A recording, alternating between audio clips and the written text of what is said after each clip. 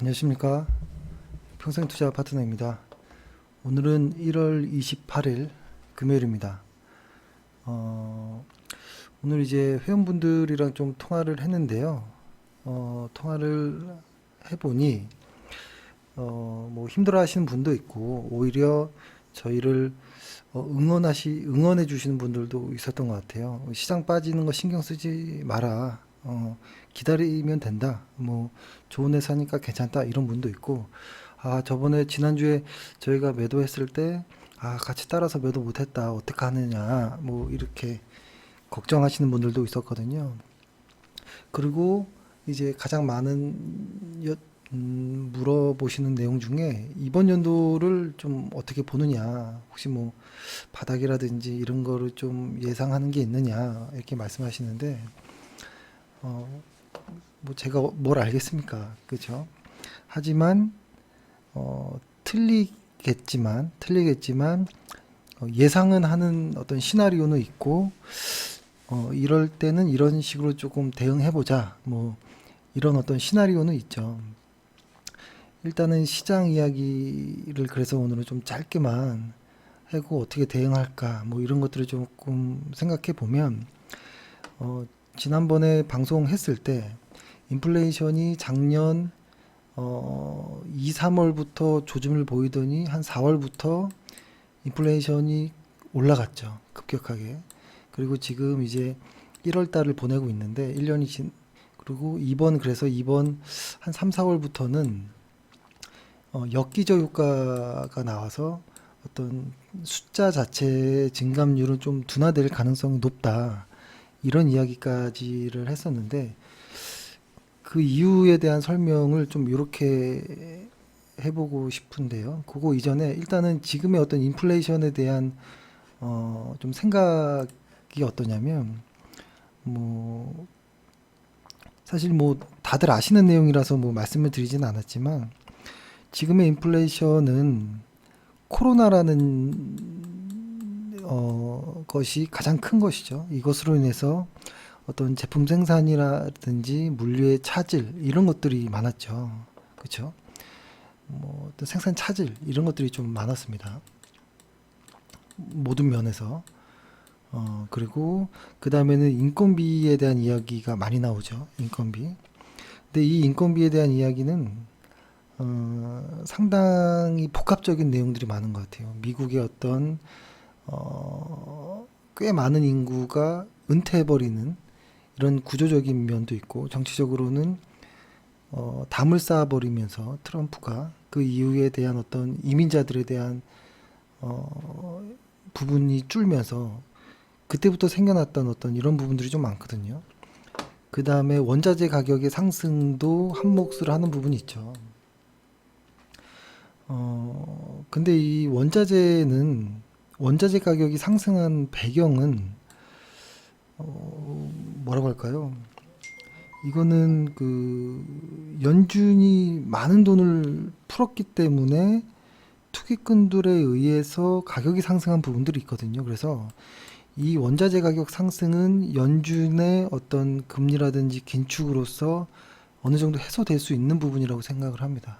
그리고 그 인건비 상승에 대한 거는 시간이 좀 길게 갈 수 있는 이런 부분이라는 것이 보이고, 코로나 같은 경우에는 일부 시장에서 이야기하듯이 뭐 고점에 대한 어떤 징후들, 영국의 고점 이야기, 그리고 2월 경에는 미국의 어떤 코로나 고점 이런 이야기가 나오면서 올 하반기에는 이제는 뭐 거의 다 되지 않을까? 뭐 이런 이야기들이 좀 조심스럽게 나오는 부분들이 있거든요. 그래서 요런 정도이기 때문에 이것에 대한 것들이 저희 종합해 봤을 때 저희의 입장은 어땠었냐면, 1분기는 이런 어떤 많은 어떤 물류 대란들, 인플레이션의 압력들 이런 것들로 인해서 1분기는 시장이 좀 안 좋을 수 있겠다라는 생각을 했었고, 1분기, 2분기, 3분기, 4분기 올해를 이렇게 본다면, 그 다음에 2분기에는 그 인플레이션의 어떤 정점을 확인할 수 있지 않을까라는 좀 기대를 하는 것이죠. 인플레이션의 정점, 반대급부적으로 어떤 무언가가 정점을 이루면 그 다음부터는 개선되는 모습들이 나올 수 있거든요. 경기 지표의 개선, 그 다음에 여기에서부터 원화 강세, 외국인 매수가 들어오면서 2분기엔 어느 정도 좀 상승도 할 수 있지 않을까라는 생각을 하는데, 이 상승이 계속 추세적인 상승이라는 생각은 하지 않습니다. 왜냐면 3월부터 금리 인상이라는 것이 있을 거잖아요. 그렇죠? 그렇게 되면 3분기 정도부터는 금리 인상에 대한 노이즈들이 꾸준히 나올 것으로 보입니다. 그래서 아마 어느 정도 조정도 또 있지 않을까라는 생각이 들고요. 그 다음에 4분기 뭐 이 이후로부터는 이제 어느 정도 경기 지표들이 이게 경기가 좋아지는 어떤 경기 확장 뭐 이런 것들로서 다시 정상적인 어떤 좀 궤도를 갔으면 하는 이런 생각입니다. 근데 다만 올해의 어떤 금리 인상과 내년에 나머지의 어떤 긴축들 이런 부분들을 보면 올해뿐만 아니라 내년까지도, 그리고 올해 코스피 영업이익의 순이익도 그렇게 좋지 않거든요. 영업이익도 계속 컨센이 하향되고 있는 부분들도 있고, 그래서 종합해 보면 추세 상승이라는 생각은 들지 않고요. 그냥 그렇다고 횡보라는 느낌보다도 약간의 뭐 이런 정도 느낌? 근데 그 안에서 주가는 중간중간 반등을 하면서 시장 이렇게 만들어 나갈 것 같은, 그리고 내년 정도 때는 뭐 긴축이 있겠지만, 그건 잘 모르겠습니다. 긴축이 있겠지만 경기가 좋아지는 것이 앞설지, 경기가 좀 덜 좋아져서 긴축이 시장을 누를지, 이거는 모르겠습니다. 그래서 이 정도의 생각은 하고 있었다라는 것입니다. 이 정도의 생각. 근데 여기에서 이제 사실 이렇게 시황을 이야기해도 이거는 뭐 언제든 틀릴 수 있는 거잖아요. 그죠? 하지만 이런 생각을 하고 있었다. 그러면은 과거 시장과 좀 비교해 봤을 때 어떻게 좀 시장이 흐름이 될까라고 생각을 해보면, 어, 일단은 이런 장세들 있죠.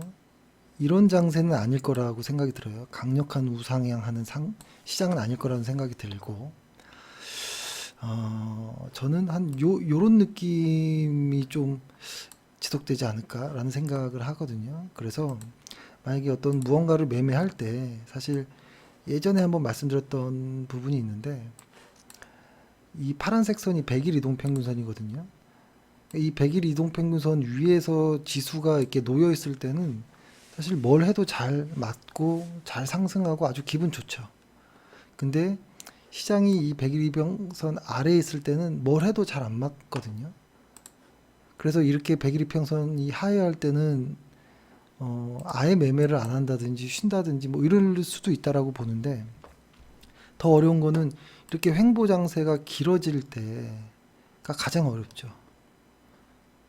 그래서 저는 이런 장세를 예상하기 때문에 아마 조금 그 호흡이 좀 짧아지지 않을까. 많이 빠졌다 싶으면 사고, 조금만 조금 이렇게, 예를 들어서 이런 거죠. 이걸 만약에 종목으로 봤을 때 이렇게 어떤 중심선이라고 봤을 때 많이 빠졌다 싶으면 사고, 또 어느 정도 조금이라도 올랐다 싶으면 정리하는 이런 매매를 좀 해야 될까? 시장의 상황에 보면 맞춰가면서 라는 생각을 좀 하고 있고요. 그리고 어, 지금 보면 오늘 시장이 조금 반등을 보이긴 했는데요. 이 반등이 과거에 여기 2017년도에 이 고점을 쭉 이었을 때의 어떤 모습에서 좀 반등을 한 부분이 있거든요. 그래서 이것이 약간 심리적인 어떤 반등 뭐 이런 것으로 좀 보이긴 합니다. 이게 바닥일까? 이건 아직은 모르겠습니다. 이게 바닥일 수도 있겠죠. 어제 같은 경우가 저점일 수도 있겠지만, 저희가 생각할 때는 아마 다들 아시겠지만 시장에서 그날이라는 것이 나와야 된다라고 보죠. 그러니까 이렇게 오늘처럼 상승을 했지만 거래량이 감소한다거나, 이거는 좀 맞지 않죠. 그러니까 거래량이라는 것은 시장 참여자들의 확신 매수자, 매수자들이 많을수록 거래량이 높아질 수 있거든요. 특히 시장이 상승하면서 거래량이 이렇게 상승하는 확신 매수자들에 의한 거래 상승일 경우에는 한해 가지고 저희가 이제 뭐 그날 시장이 반등하는 것, 그러니까 시장의 저점을 한 일주일 안에 반등하는 어떤 그날, 시장의 저점을 확인하는 어떤 그날이 나왔을 때 추가 매수를 좀 해야겠다라는 생각을 합니다. 그래서 시장에서 그날이 나오기 전까지는 조금 보수적으로 시장을 좀 보려고 하고, 더 크게 보면 한 내년까지도 시장은 좀 보수적으로 일단은 좀 봐야 되지 않을까? 긴축이라는 긴 호흡이 남아 있으니까. 그래서 그날이 나오거나 아주 많이 빠졌거나 이런 종목들은 일부 매수해서 팔고 뭐 이렇게 하는 생각을 좀 했습니다. 생각을 했고, 뭐 그렇네요. 이 정도의 생각입니다. 근데 이것들은 언제나 달라질 수 있고요.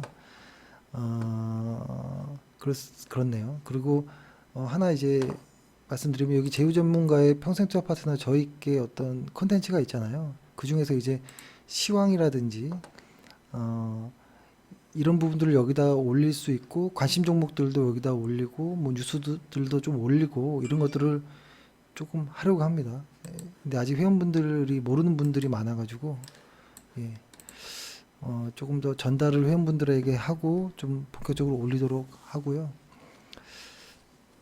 설 연휴 잘 보내시고, 그 다음에 제가 말씀드렸던 이런 시황관이라든지 시나리오들 어떻게 대응해야지, 이런 것들은 그냥 하나의 소설이고 언제든 바뀔 수 있는 뭐 이런 것이라고 보시면 좋을 것 같아요.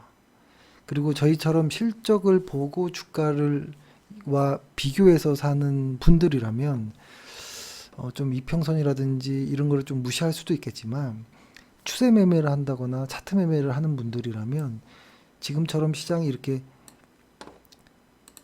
100일 이동평균선 혹은 120일 이동평균선을 이렇게 그어서 이 위에 있을 때 매수를 좀 많이 하시고, 이 아래에 있을 때는 매수를 좀 피하는 게 좀 확률이 좀 높지 않을까라는 생각을 합니다. 근데 지금은 다들 아시겠지만 이 100일 이동평균선 아래에 있잖아요. 이 100일 이동평균선을 깨고 아래에 있잖아요. 그래서 이런 구간에서는 추세 매매, 차트 매매자들이 매우 힘든 구간입니다. 그래서 조심하시고, 아마 추격 매수도 좀 위험하고 뭐 그렇죠. 그래서 막 풀 매수 한다거나 이런 것도, 신용 매수 이런 것도 항상 위험하니까 좀 조심스럽게 하셨으면 좋겠고, 그리고 언제든 궁금한 것은 회사에 전화하시면 됩니다. 그리고 저희는 그날이 시장에서 나올 때를 조금 기다려 보도록 하겠습니다. 그래서 좀 그런 비슷한 날이 나오면 카페에 올리고 추가 매수하고 뭐 이렇게 하도록 하겠습니다. 예, 설 잘 보내시기 바랍니다. 감사합니다.